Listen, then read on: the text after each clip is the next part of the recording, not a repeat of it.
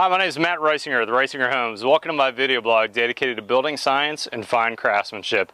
I want to talk to you today about a real basic thing that most homeowners are neglecting on their house, maintaining their tankless water heaters. These Rinnai tankless water heaters are great water heaters. We've been using them for about 10 years now in my houses.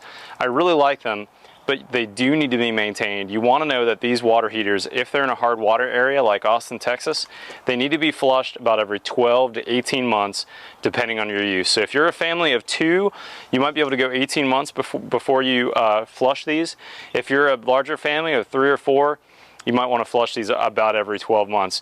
If you don't, you're going to have some scale buildup in these boilers. That scale is going to throw off into your systems, and boy, does it make a mess.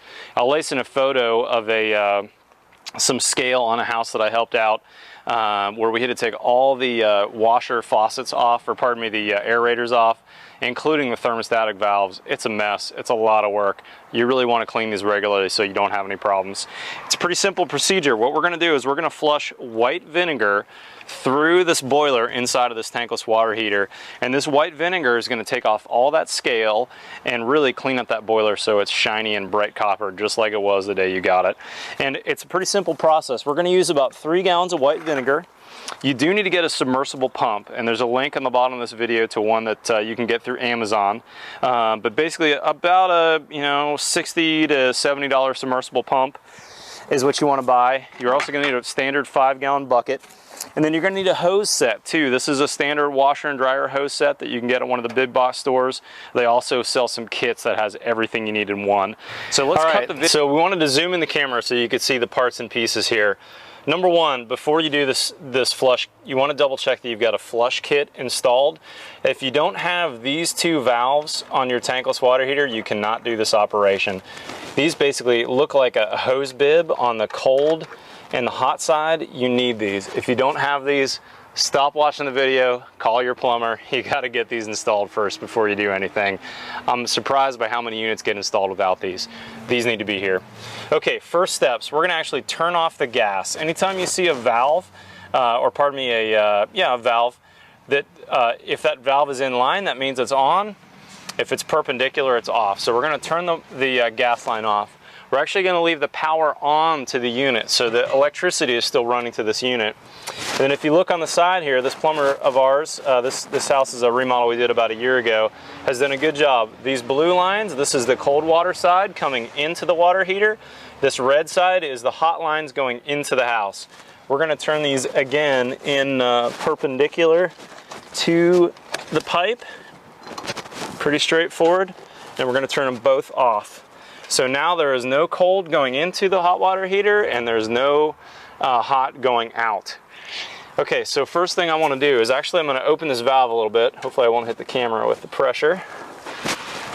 Nope, just a little bit of water in that system. We're going to drain that water off. There's not much in there. That's just how much water was in the system.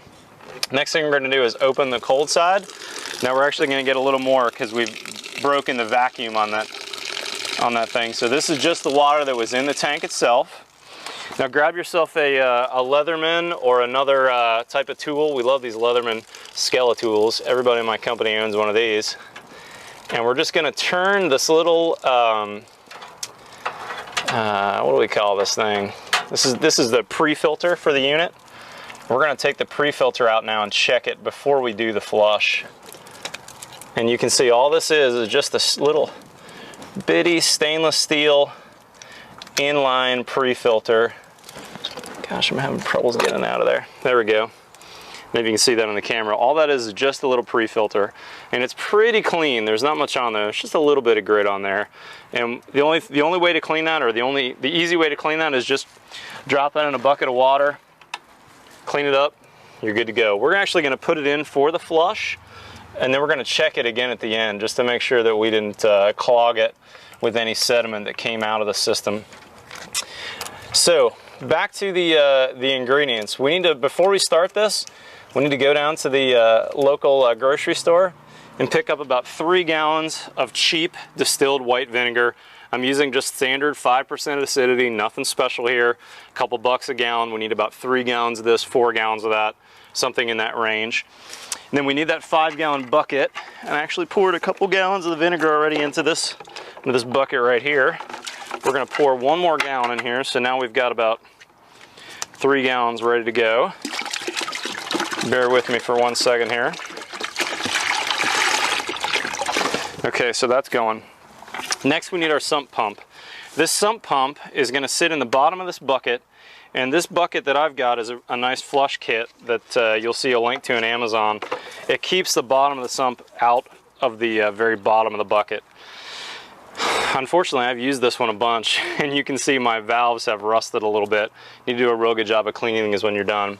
We want to connect this up to the cold side so that we're running the vinegar through the pre-filter first. And I hope that this rusty one is going to work. It may be time for me to upgrade these hoses. We're about to find out. Now, we're going to run a line from the hot side right back into the tank. So all we're doing is we're making a big continuous loop, nothing special. Okay, that's it. Now let's plug the tank in and let it run. Think you plug that in for me back there? I'm kind of like Cinderella. The squirrels help me out over here. Oops. Yeah, see, that's my problem on this one. Let me tighten this up just a little bit more. Let's go back to the handy Skele-tool and see if we can get it tightened.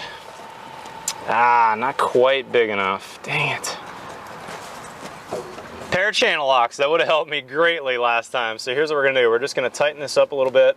We had a little bit of rust on here, and we want to tighten that up until we get a good seal. All right, if you'll plug that pump in now. All right, now we're pumping real good. So we want to let this thing run for about 60 minutes to an hour. Or 60 minutes is an hour, pardon me. 60 minutes to an hour and a half. At a minimum of an hour and a half is probably a little better. All we're doing is just recycling that vinegar through the boiler, getting any scale off of there. And then when we're all done, we're gonna do the exact same process to hook it up, except in reverse. We're gonna undo these, we're gonna close these valves, then we're going to open up the cold and the hot side after these are shut off. Then we're gonna turn the hot back on, or pardon me, turn the gas line back on. We're also gonna pop that filter out one last time, just make sure it's nice and clear. Real simple operation. You really wanna do this to maintain your tankless water heater's life. A tankless water heater really should last 20, 25, maybe even 30 years if they're maintained. And as long as you do this on a regular basis, you're not gonna have any problems out of yours. That's really double the life of a tank water heater, plus all the benefits of increased efficiency and, of course, endless hot water, which makes a big difference if you got a big family that's taking lots of showers right after one another. Thanks for joining me, everybody. We'll see you next time.